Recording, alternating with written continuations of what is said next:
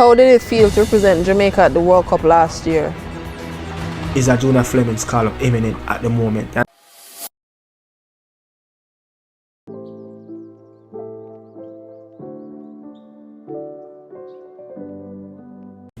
Yeah, man, people, welcome back, man. Welcome back to the Morning Insider. Monday morning, people. Bless up to the Morning Insider family, people out here again.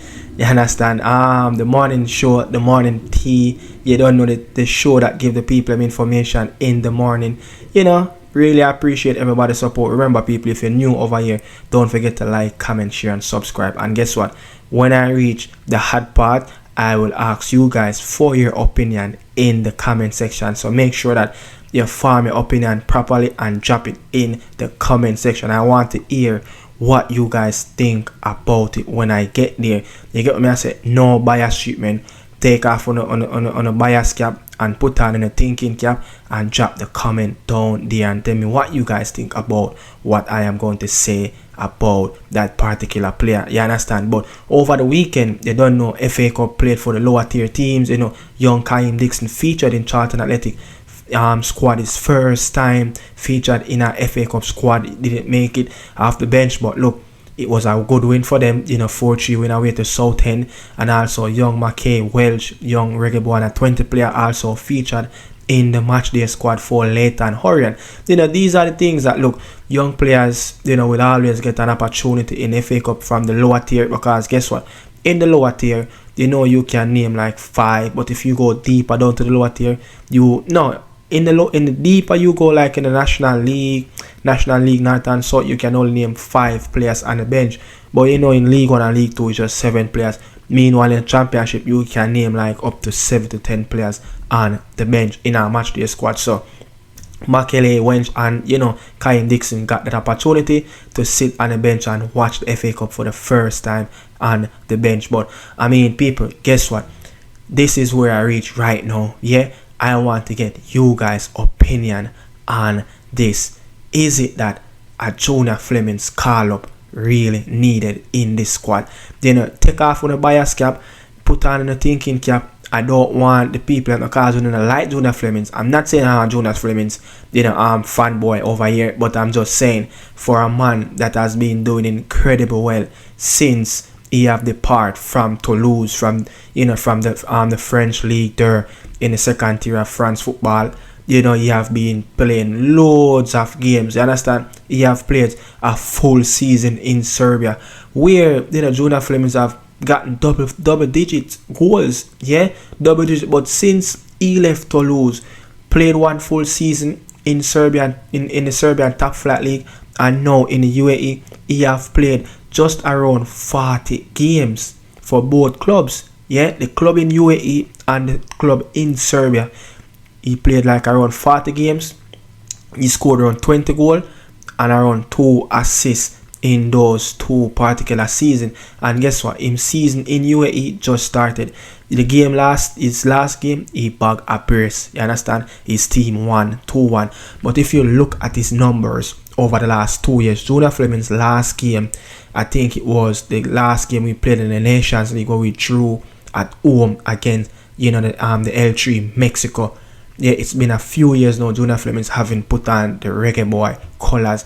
It's been a while since he get a call up, but I'm just saying, is it the right time that Junior Flemmings needed a call up for the national team? Because his numbers are superb. Yeah, look at his number. The Serbian league is a very good league in Europe. You understand?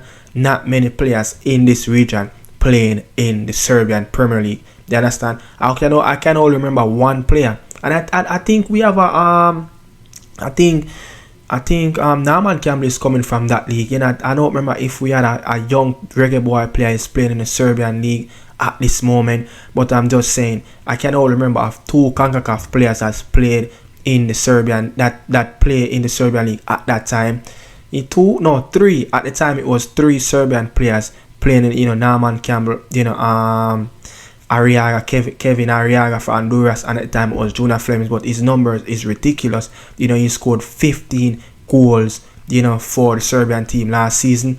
He have scored I think 12 goals in the league. That's a remarkable turnout after it was abysmal season. It was abysmal, time in France for to lose. But what he have gave us over the last 2 seasons, that's just around 50% of the games that he have played for both clubs. So let me know what you guys think. Junior Flemmings call up needed, especially when you see a REGGAE is currently injured at this moment. Expect to be around. He's fighting against the clock. Now, it said mid-November that REGGAE should be back. So we're looking at REGGAE, is more likely to miss out on the next window. So is it that, we kind of light up top, Junior Flemmings is on farm, he's scoring loads of goals. He have scored 5 goals already for his club team in UAE. Let's what you guys think. Tell me what you guys think about Junior Flemmings call up right now. Remember when he was playing on the top of Whitmore, understand Junior Flemmings is a player that can give something, you understand, but as a proper system, a proper coach, a coach that can get the best out of him, playing in a broken system and playing with a coach that have a particular system and how he wants his team to play, you can get the best out of Junior Flemmings. Can Junior Flemmings play the second striker? Can he strike for us, especially when we kind of light up there in that number 9 position? Look, where Junior Flemmings have scored loads of goals in the USL is playing just half a striker or playing as the main number 9. Is he, can he play a number 9 position in the REGGAEBOYZ team over a Shaman Nicholson, over a Mikel Antonio? I don't think so, but can he facilitate them and help the team regarding the number 9 position? I think so. A player that can play right across the front three. But it's all down to you now. Tell me what you guys think in the comment section. Junior Flemmings call up is necessary at this moment, especially again when a speculation going around. Yeah, a speculation that the game that Bobby Reid have played at Old Trafford, he came off just around the 70 mark. He didn't feature in the game, didn't feature in the squad against Ipswich, and it seems like he have a little problem. But I don't want to spend too much time on it because I don't have enough information on that as well. You understand? But Junior Flemmings, tell me what you guys think in the comment section. But I mean, people, look, Khadija Bonishaw. Hi, Bonishaw here, and this is my Ask Me Anything. What's the one food that everyone should try at least once in your opinion? One I would probably say Jamaican jerk chicken. What do you like to do to unwind after training or match days? I think after training and on match days, I spend most of the time talking to my friends and family from back home because it's a long distance and the time difference is pretty big. So whenever I get the chance to speak to my family and friends from back home, for the most part, that's what my days consist of. How did it feel to represent Jamaica at the World Cup last year? I would definitely say that's one of my favorite memories, and it'll probably be one of my favorite for a very long time because of what we had to go through to get to the World Cup, and what we managed to achieve by getting out of the group that a lot of people didn't think possible. But as a group, we always believe in ourselves and we always know what we were capable of. So that journey and our performance at the World Cup is definitely will stay with me for a very long time. Who was the inspiration behind the time celebration against Brighton?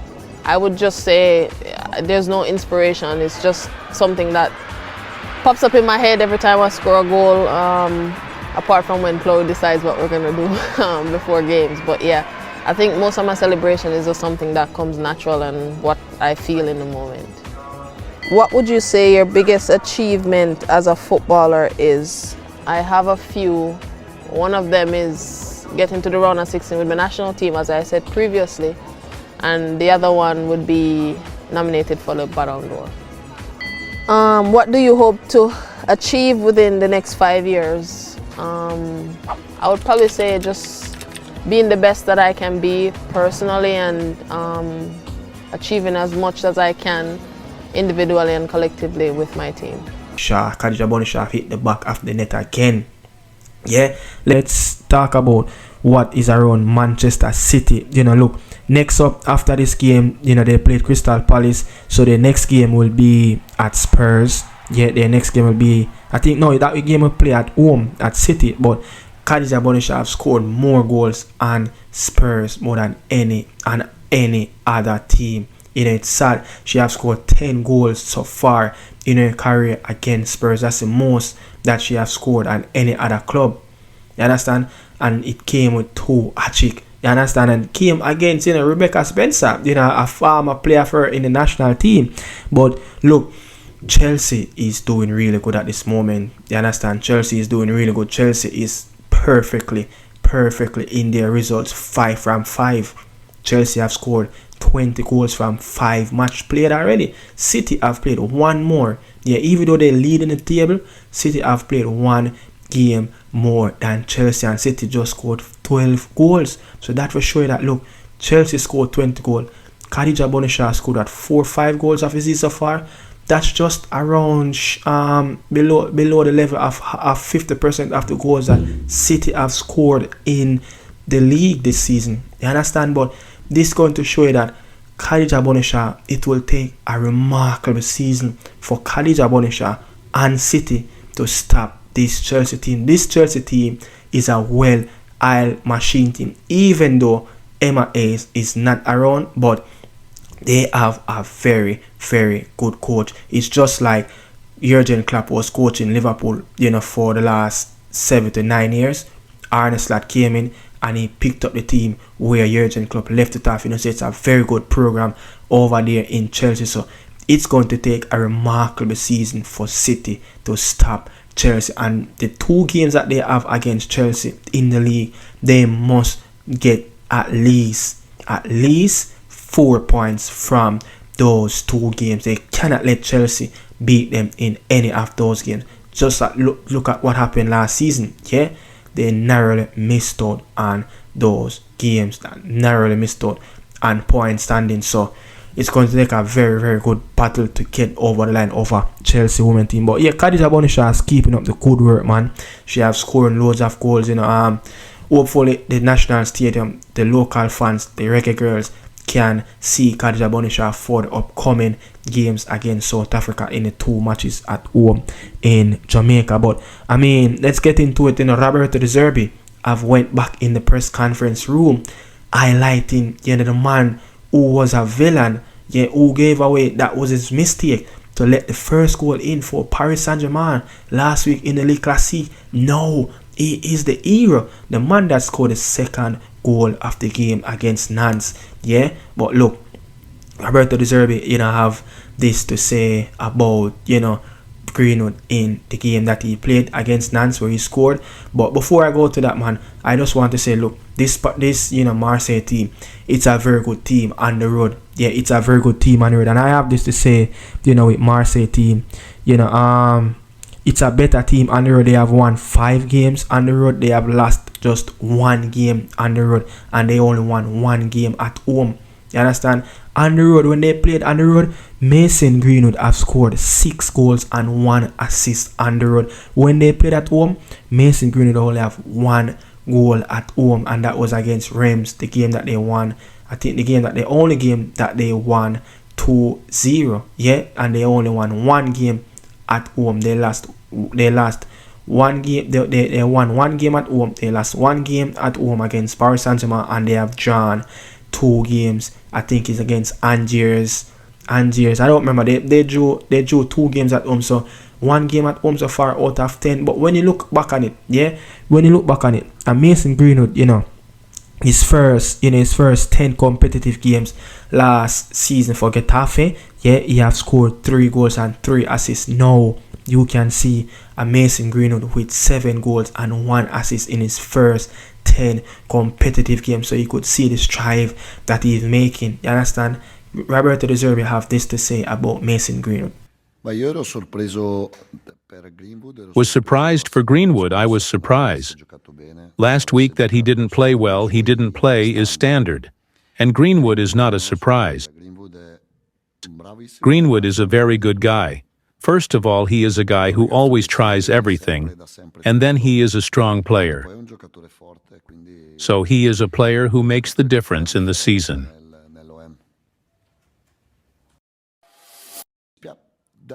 Sorry to die, the defeat against Paris Saint-Germain hurt us all physically. We suffered badly this week, but we have to choose either, let's build and to build. You don't do this, and you have built a great team, or let's go behind win on in 6. Mason Greenwood is a champion. If we lose another and Mason Green can't good anymore, we have to give more. We have to improve. We can. And we have to improve.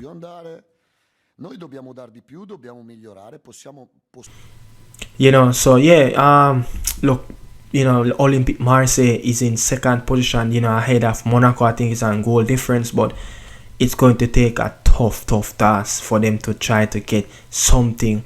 I try to jump ahead of Paris Saint-Germain. You know, look, very good coach, even though it's a very young team. But, you know, Roberto Zerbi have stressed in the press conference after the game over the weekend that, look, his team, he can get the best out of them.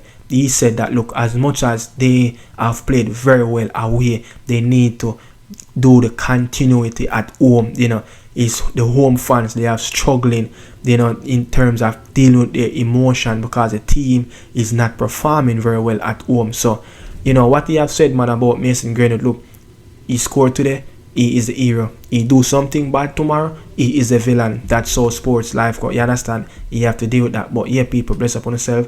This is the Morning Insider. Remember, tell me what you guys think in the comment section. Is a Junior Flemmings call up imminent at the moment? You understand?